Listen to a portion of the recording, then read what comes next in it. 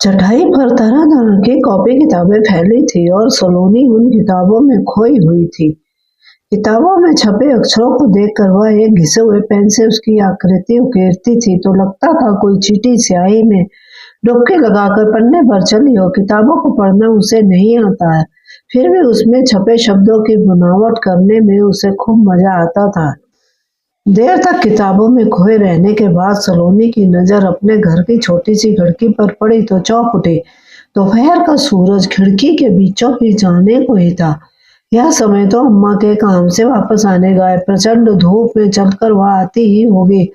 आते ही वह खाना खाएगी और पढ़कर सो जाएगी, पर खाना अभी तक नहीं बना है। तो इस पर चटाई पर फैली किताबें जो अम्मा ने देख ली हैं, उसकी अच्छी खबर ली जाएगी। 2-3 किलो की रद्दी से 4 पैसे आते हैं। किताबें घूरने से तुम विद्वान न बन जाओगी। इतना ही पढ़ने का शौक था तो किसी अमीर के घर में जन्म लेती। कुछ ऐसी ही चुभने वाली और तार्किक बातें ही वह कहेगी। उन्हें कुछ कहने का मौका मिले उससे पहले ही उसने फटाफट सारी किताबें समेटी और चारपाई के नीचे रखी उस फटी अटैची में डाल दी, जिसे बाबू कबाड़ में लाए थे। बाबू जब भी कबाड़ लाते वह भंगार के पास जाने से पहले ठेला खोली में ले आते हैं। अम्मा ठेले से काम की चीजें बीन लेती, डिब्बा, कनस्तर, टूटे फूटे बर्तन, पर उसका मन तो रद्दी में आई किताबों और कापियों में अटक कर रह जाता है। चित्रों वाली, गैर चित्रों वाली, मोटी पतली, कैसी भी पुस्तक हाथ में लेने को मचल उठती है। चित्रों वाली किताबें वह घंटों निहार सकती है। अक्षर ज्ञान न होने के बावजूद वह उसे घंटों उलट-पलट कर देखती है, क्या लिखा होगा यह बराबर सोचती है, पर किसी से पूछ नहीं पाती क्योंकि अम्मा-बाबा की क्या कहें। उसकी पूरी बस्ती का पढ़ाई-लिखाई से कोई नाता नहीं है। बड़े बच्चे किसी ने भी काले अक्षर नहीं बाँचे हैं। बच्चे भी बच्चे बस 9-10 साल तक के रहते हैं। जहाँ थोड़ी कद-काठी पुख्ता हुई बस बड़े करार दिए जाते हैं और निकल पड़ते हैं काम पर। उसके भी काम पर जाने के दिन आने ही वाले हैं। बस तभी तक वो किताबों के साथ अपना समय व्यतीत कर सकती है। एक दिन उसे कबाड़ में कुछ पेन मिल गए। लगभग सभी स्याही रहित थे, पर एक दो में कुछ रोशनाई थी, सो घिसने पर चल पड़े। पेन को जमाने के लिए उसने रद्दी से कापियां भी उठानी आरंभ कर दी। अब वो कापियों के बचे खुचे सादे पन्नों की खोज में रहती है ताकि उनमें अक्षरों की ऊट-पटांग आकृतियां बना सके। बाबू उस कापी किताबों में उलझा देखकर प्रसन्न अम्मा से कहते हैं, जरा देखो तो अपनी सलोनी को, कापी किताबों से घिरी एकदम लाट साहब लग रही है। बापू के उत्साह पर अम्मा घड़ो पानी यह कहकर डाल देती, लाट साहब की साहबी धरी रह जाएगी जब कोई काम न देगा ढंग से, ना झाड़ू फटका होगा ना साफ सफाई। कम्मों की बिटिया जब से उसके साथ काम पर जाने लगी है तब से उनके घर दूध साग सब आने लगा है। 2 नावों पर पैर धरना सही ना है।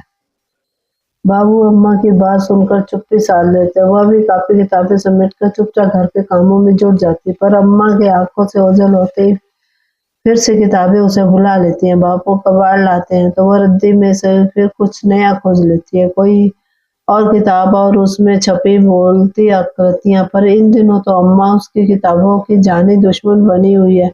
हुआ यह कि उस रोज जब वह काम से वापस आई तो उनके हाथों में एक बड़ा सा पैकेट और होठों पर मुस्कुराहट थी।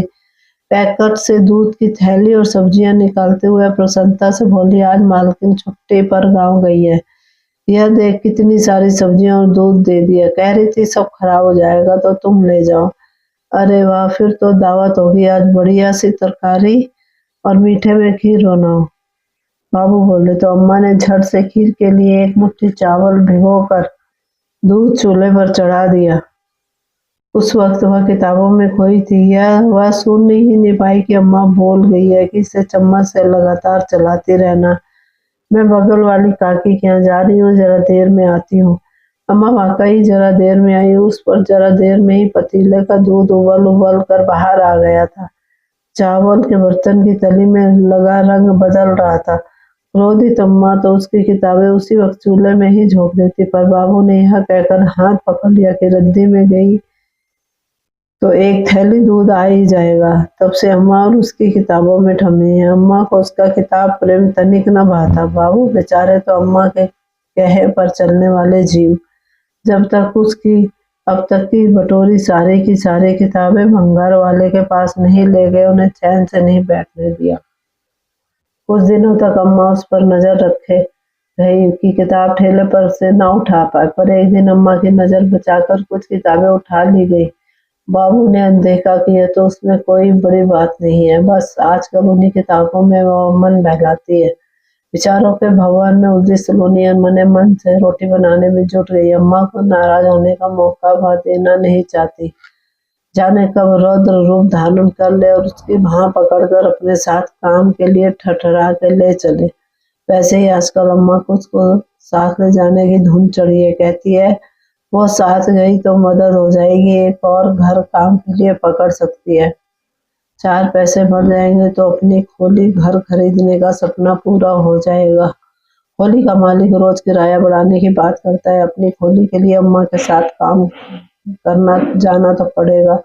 बाबू के कबाड़ वाला काम भी ज्यादा अच्छा नहीं चल रहा है। लोहा लक्कड़ कम ही निकलता है, प्लास्टिक का भूल वाला है जिसमें बहुत ही कम पैसा है। रद्दी भी पहले से नहीं निकलती। किताबें तो कभी कभार ही किताबों से उसे याद आए कि वह अम्मा के साथ काम पर जाने लगी तो किताबों को कब देखेगी। उधेड़ बुन में डूबी सलोनी सहसा चौंकी। बाहर कोई दरवाजा खड़का रहा था। शायद अम्मा आई हो सोचकर वह दरवाजे की ओर बढ़ी, तभी बाबू की आवाज आई, सलोनी है सलोनी। बाबू की आवाज लगाते ही उसने कुंडी खोल दी। देखा तो बाबू सिर पकड़े कह रहे थे, बड़ी धूप है बाबा, तबीयत भी कुछ सही नहीं लग रही है। 2 किलोमीटर भटक आया, तब जाकर घर से कबाड़ मिला, जल्दी से पानी पिला। कहते हुए बाबू चारपाई पर लेट गए। सलोनी की नजर दरवाजे से होती हुई ठेले पर जा पड़ी तो मन हुलस उठा। अखबारों के साथ एक बंडल में कुछ किताबें रखी थी। उसने कौतूहल से भरकर बंडल देखा। वाह, रंग बिरंगी सुंदर किताबें जिनके मुख्य पृष्ठ पर नन्हे बच्चे बने थे। उसने चुपके से किताबें उलट पलट कर देखी और आम, औरत, ऐनक, इमली, गन्ना, जाने क्या क्या बना था।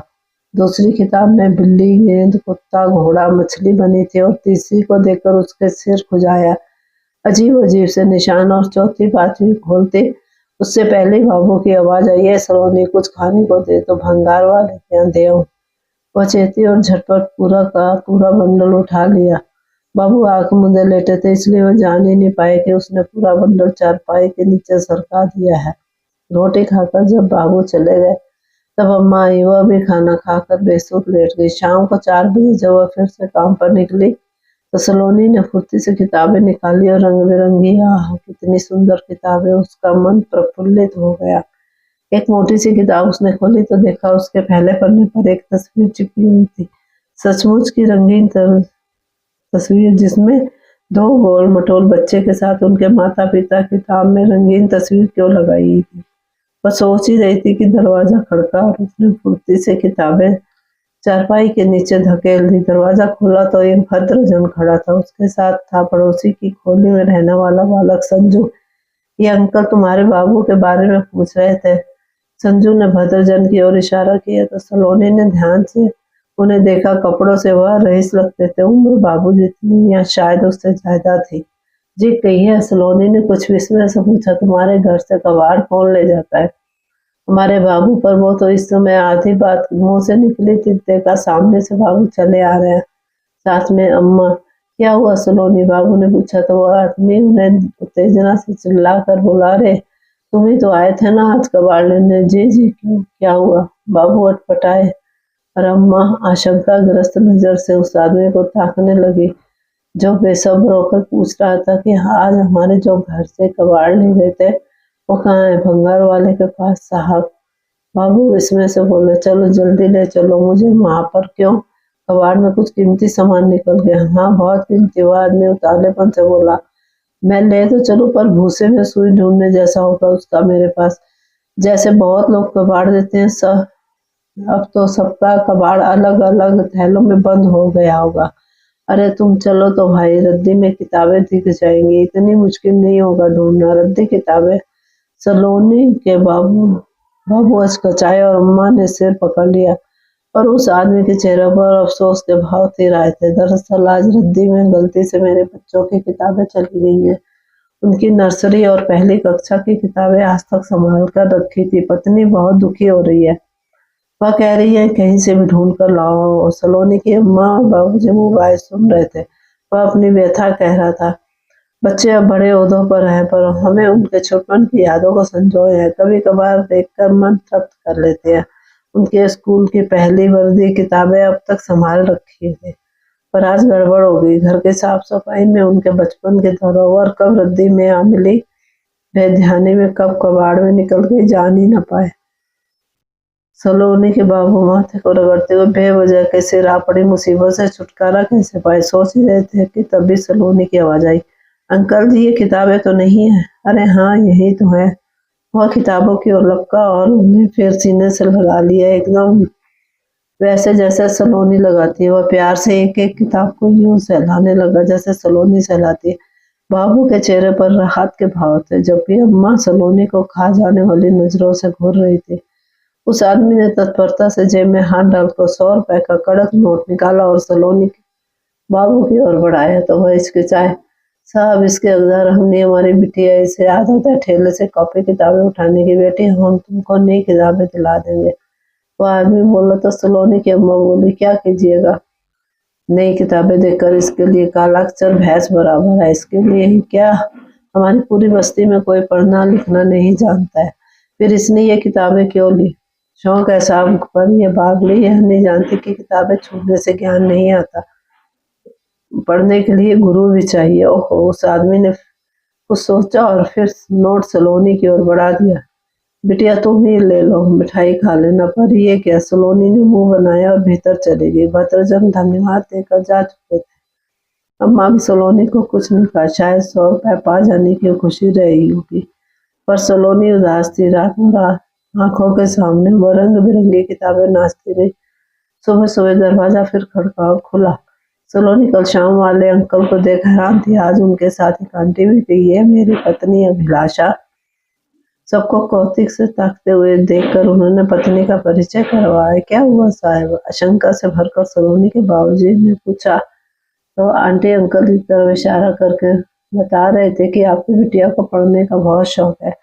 सलोनी के अम्मा बाबूजी असमंजस में भरकर एक दूसरे को देखने लगे तो अंकल बोले, हम दोनों कुछ दिन पहले तक काम करते थे, अब रिटायर हो गए हैं।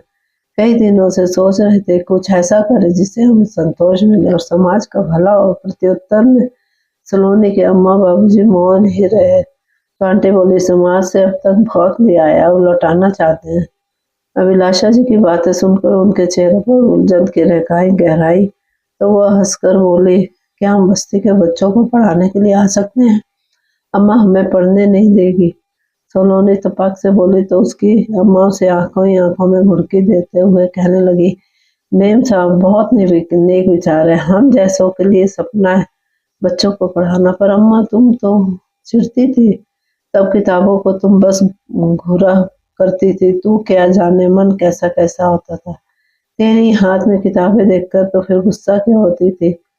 गुस्सा तुझ पर नहीं खुद पर आता था, क्योंकि जानती थी कि वह चाह कर भी पढ़ा ना पाऊंगी, पर जब सामने से देवदूत आए तुम्हें पढ़ना लिखना सिखाने के लिए, फिर किस बात की शिकायत? अम्मा की आंखों से आंसू ढुलकते उससे पहले ही सलोनी उनसे लिपट कर रो पड़ी। ये लोग खुशी के मौके पर भी न रोना आता है साहब, आप लोग का उपकार हमारी मदद की दरकार हो तो कहिए। बाबू हाथ जोड़कर बोले। अभिलाषा जी हंसकर कहने लगी, बच्चों की 100% उपस्थिति सुनिश्चित कीजिएगा, बाकी हम संभालेंगे। सुबह सलोनी के सिर पर हाथ फेर कर बोले, शायद तुम्हें और हमें मकसद देने के लिए मेरे बच्चों की किताबें तुम्हारे पास आई। उत्तेजना से कांपते हुए सलोनी के बाबू से मुंह से निकला, ईश्वर हमारे साथ इस बस्ती के बच्चों को भी एक मौका दे रहा है, हमें इसे जाया नहीं करना चाहिए। आप इसे पढ़ाएंगे तो ये खूब मन लगा कर पढ़ेगी, है ना सलोनी? अम्मा भी बोली तो सलोनी ने मुस्कुरा कर हाँ में गर्दन हिला दी और दौड़ गई अपने साथियों को बताने के लिए, बस्ती में देवदूत आए हैं।